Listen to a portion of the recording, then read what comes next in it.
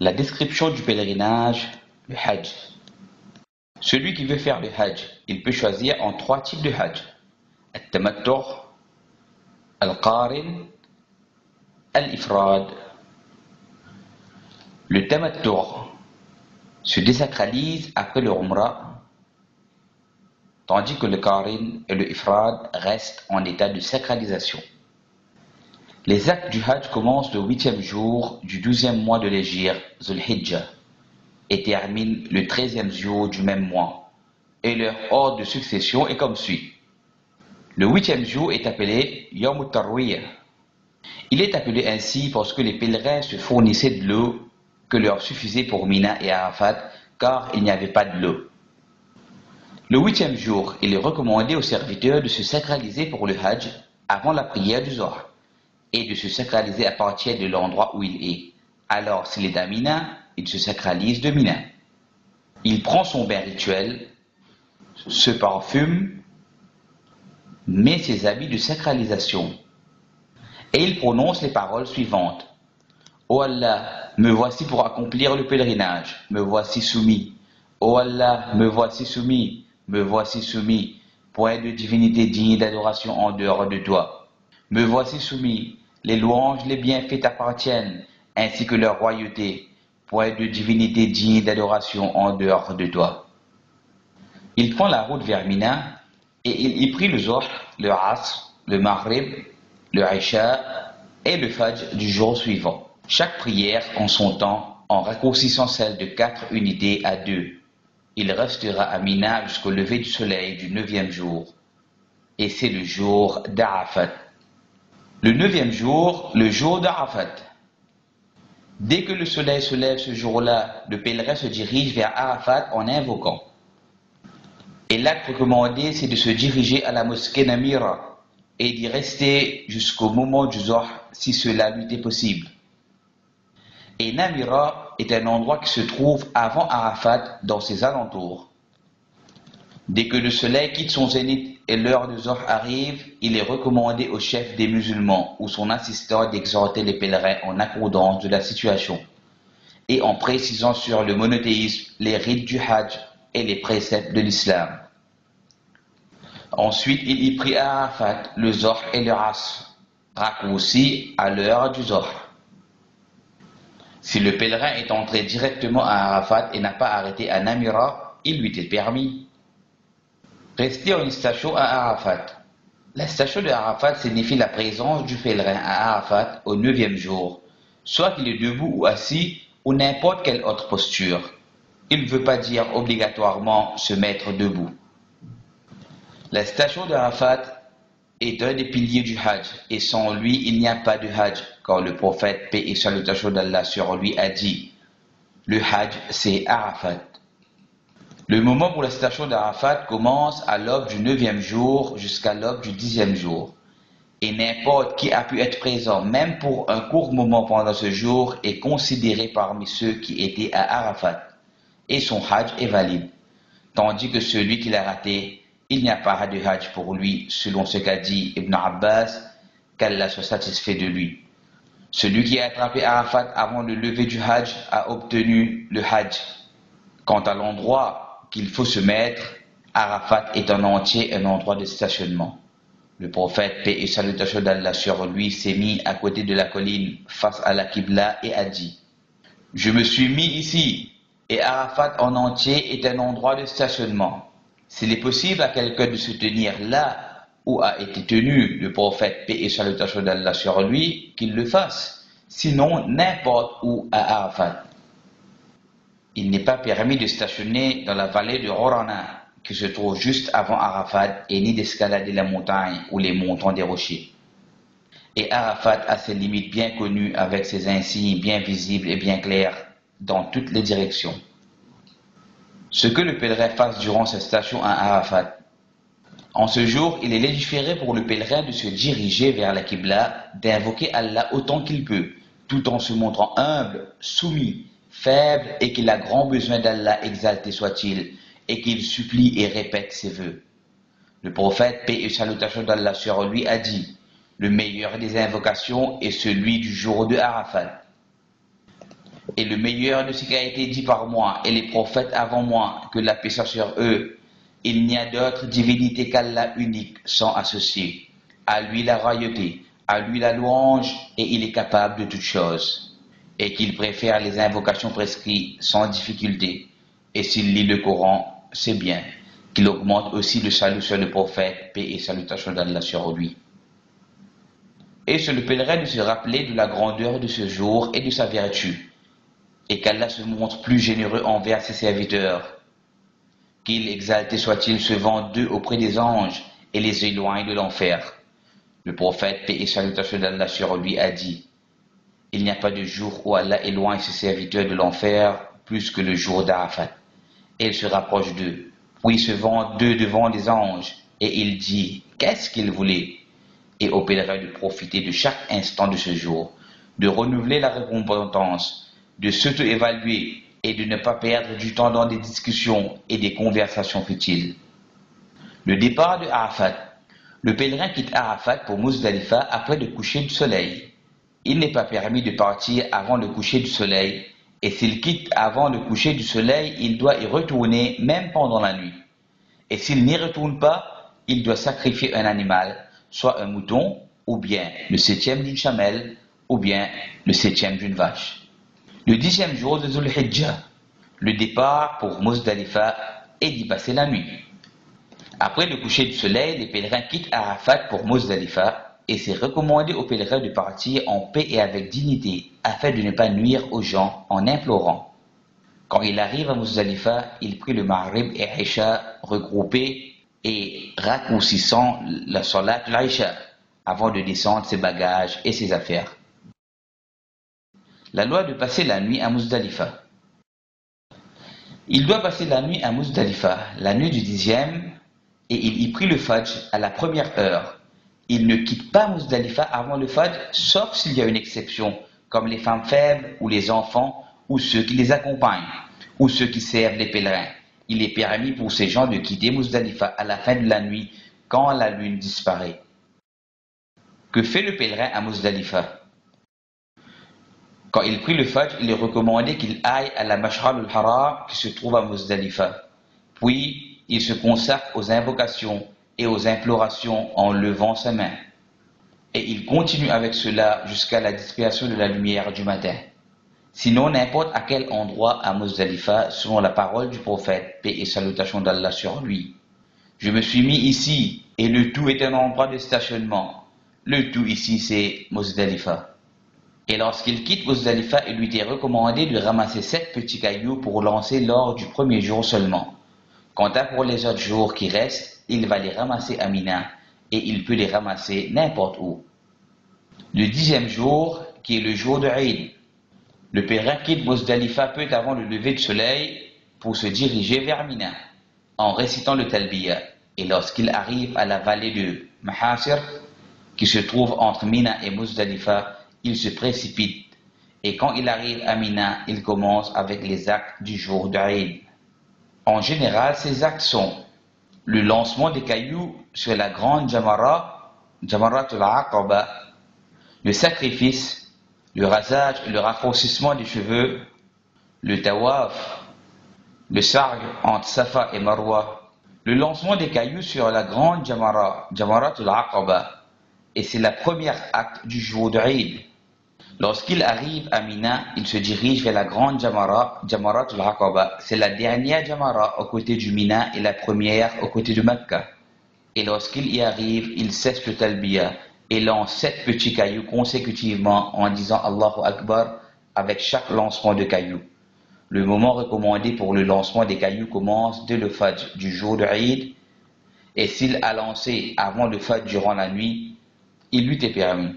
Et le moment du lancement continue jusqu'à l'aube du 11e jour. Quelques instructions. Le musulman doit éviter de nuire ses frères au moment du lancement des cailloux ainsi que durant le Hajj en entier. Et le pèlerin doit s'assurer que les cailloux tombent dans l'enceinte de la Jamara et pas n'importe où, car certains pèlerins lancent de loin et les cailloux n'atteignent pas l'endroit escompté et cela ne compte pas. Le pèlerin doit éviter l'exagération du lancement, comme lancer des grosses pierres ou des souliers. La dimension du caillou est juste un peu plus grande qu'un pois chiche. S'il lance tous les cailloux d'un seul coup, cela ne compte pas. Il faut lancer un par un. Et s'il les met dans le bassin, cela ne compte pas non plus. Il faut lancer. L'immolation, et c'est le deuxième acte du jour de Eid. Il immole son offrande s'il est avec lui, et en mange et nourrit les pauvres. L'offrande est obligatoire sur celui qui accomplit le Hajj Tamattu et le Hajj Qarin, et elle est recommandée pour celui qui fait le Hajj d'Ifrad, et c'est permissible pour lui de retarder l'immolation. Le rasage et le raccourcissement des cheveux, et c'est le troisième acte du jour de Eid. L'homme se rase la tête, ou se raccourcit tous les cheveux, et le rasage est meilleur. Quant à la femme, elle est raccourcie de la longueur d'une phalange. Le tawaf al-ifada, et c'est le quatrième acte du jour de Eid. On l'appelle tawaf ifada ou tawaf ziyara, et il n'y a pas de raml, marcher rapidement, ni le ittiba, faire passer le tissu au niveau de l'aisselle droite pour se découvrir l'épaule droite. Après le tawaf, il se dirige vers le maqam Ibrahim si cela lui était possible. Il prie 2 unités de prière derrière le maqam Ibrahim et il lit le surat al-Kafirun après la Fatiha dans la première unité, et dans la deuxième, il lit surat al-Ikhlas après la Fatiha. Et s'il ne peut pas le faire, alors dans n'importe quel endroit de la mosquée. Il est meilleur pour ce tawaf d'enlever les habits de sacralisation après le lancement et le rasage, et il se vêtit de ses habits et se parfume, comme le prouve le hadith où Aïcha, qu'Allah soit satisfait d'elle, a dit: je parfumais le messager d'Allah, paix et salutations d'Allah sur lui, afin qu'il entre en état de sacralisation, et quand il se désacralise avant le tawaf de la maison. L'heure du tawaf al-ifada. Le tawaf al-ifada commence après l'aube, le jour de Eid, et il est permissible pour ceux qui ont été permis de quitter Muzdalifa plus tôt de le faire même pendant la nuit, tout comme il est permis de le retarder, mais cela est contraire à ce qui est meilleur. Le sa'i entre Safa et Marwa. Le sa'i entre Safa et Marwa après le tawaf ifada est obligatoire pour celui qui accomplit le Hajj Tamattu. Quant à celui qui accomplit le Hajj al-Qiran ou al-Ifrad, ils n'ont pas à faire le sa'i après le tawaf ifada s'ils l'ont déjà fait après le tawaf al-Qudum. Et quand le pèlerin a terminé le tawaf ifada et le sa'i, si cela lui était obligatoire, donc les actes du jour de Eid sont accomplis, et il doit revenir à Mina pour y passer la nuit du 11e. L'ordre des actes du jour de Eid. C'est recommandé de faire les actes dans l'ordre suivant: le lancement des cailloux, puis l'immolation, ensuite le rasage, ensuite la tawaf, ensuite le sa'i pour celui qui a à le faire. Il lui est permis de précéder une action sur l'autre quand le prophète, paix et salutations d'Allah sur lui, l'a permis. S'il rase avant le lancement, c'est valide, tout comme s'il immole ensuite fait le tawaf, ensuite le lancement. C'est toujours correct, car à chaque fois que le prophète, paix et salutations d'Allah sur lui, a été questionné concernant le fait de faire une action avant l'autre, il a répondu: fais sans problème. La première désacralisation et la deuxième désacralisation. La première désacralisation, c'est de rendre licite tout ce qui lui a été interdit à cause de la sacralisation, sauf le raccord sexuel et le contrat avec son épouse, ou le contrat de mariage. Ces actes ne sont pas permis. La désacralisation arrive après avoir accompli 2 parmi les choses suivantes: le lancement des cailloux à la grande Jamarat al-Aqaba, le rasage ou le raccourcissement des cheveux, le tawaf suivi du sa'i si cela lui était obligatoire. La deuxième désacralisation, c'est de rendre licite tout ce qui lui a été interdit à cause de la sacralisation. La deuxième sacralisation arrive après avoir accompli tout ce qui a été mentionné. L'immolation de l'offrande n'a rien à faire avec la désacralisation. S'il retarde l'immolation de son offrande jusqu'au 11e jour et accomplit toutes les autres actes du jour de Eid, donc il se désacralise même s'il n'a pas sacrifié son animal. Ayyam al-Tashriq. les jours qu'on appelle At-Tashriq. Ils sont 3 jours et ils sont le 11e, 12e et 13e jour de Dhul Hijjah. Elles sont appelées ainsi parce que les viandes sacrificielles en ce jour sont coupées, tranchées et séchées par le soleil. En effet, le prophète, paix et salutations d'Allah sur lui, a dit concernant ces jours: certainement ces jours sont pour manger et évoquer Allah, exalté soit-il. Les actes du Hajj pendant les jours et les nuits du Tashriq. Le 11e jour et sa nuit. Passer la nuit à Mina est obligatoire la nuit du 11e. Après le 11e jour, après que le soleil ait atteint son zénith, il lance les cailloux sur les 3 jamarat, réservés au lancement. 7 cailloux à la suite sur chacune des stèles et ses 3 bassins. Dans chaque bassin, il y a un édifice. Il se trouve à la fin de Mina du côté de la Mecque. La première de ces jamarat est la petite jamarat, puis la moyenne, ensuite la grande qui est Jamarat al-Aqaba et c'est au côté de la Mecque. La description du lancement. Il commence par la première jamarat. Il lance 7 cailloux consécutivement sur chacune des stèles en disant Allahu Akbar avec chaque caillou. Et il faut que les cailloux tombent dans le bassin. Puis il se recule un peu et s'arrête pour invoquer Allah en levant ses mains. Ensuite, il procède à la jamarat moyenne. Il lance 7 cailloux comme la première et après cela, il invoque Allah en levant les mains. Ensuite, la jamarat al-Aqaba, il lance 7 cailloux et après cela, il ne s'arrête pas pour l'invocation. Le 12e jour et sa nuit, il doit passer la nuit à Mina, la nuit du 12e. Après le zénith, il lance les 3 jamarat comme il l'a fait le 11e jour. S'il veut terminer son hajj plus tôt en ce jour-ci, donc il lance les cailloux et il quitte Mina avant le coucher du soleil. Et si le soleil s'est déjà couché ou il est encore à Mina, il devra donc y passer la nuit et de lancer les cailloux le 13e jour. Allah exalté soit-il a dit: ensuite il n'y a pas de péché pour qui se porte en piété à partir au bout de 2 jours, à s'attarder non plus. La signification: celui qui se précipite et part au bout de 2 jours parmi les jours du Tashriq, qui sont le 11e et le 12e, ou qui s'attarde, donc il complète le 13e jour. Le 13e jour est sa nuit. Après le zénith du 13e jour, il lance les cailloux sur les 3 jamarat comme il l'a fait le 11e jour. Et le moment du lancement se termine avec le coucher du soleil de ce jour-ci.